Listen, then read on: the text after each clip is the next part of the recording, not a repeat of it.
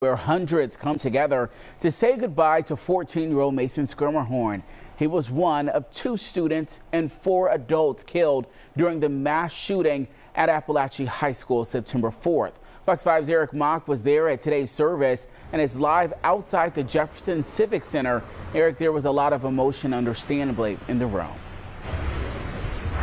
Absolutely, Eric. You know, like you mentioned, hundreds of people gathered here, and I'm not exaggerating when I say there was hardly a dry eye in the Jefferson Civic Center during this service honoring 14-year-old Mason Schermerhorn.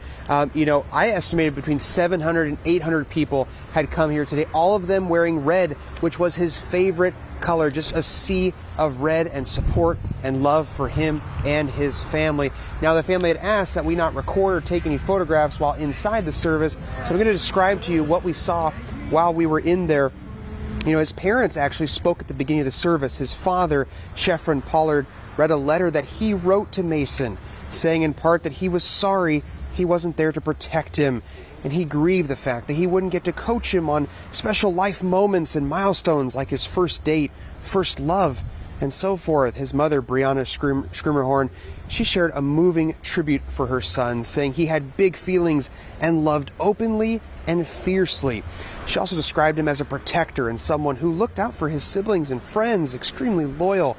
She said the mass shooting at Apalachee High School on September 4th robbed her family of getting to see Mason grow up and reach those major milestones that he was so looking forward to. And after the service, we actually spoke with Melody Bluen. She was a close family friend who also gave a tribute during the service. Mason was just the sweetest, kindest soul from childhood and on. To know Mason was to love him, and that's very apparent with everyone here. He touched everybody, and I have so many fond memories of him just talking to me endlessly about video games. His favorite one was Kingdom of Hearts. And I mean, my heart smiles when I think of him. It also cries that he's not here. You heard her mention video games there, and specifically Kingdom Hearts at the end.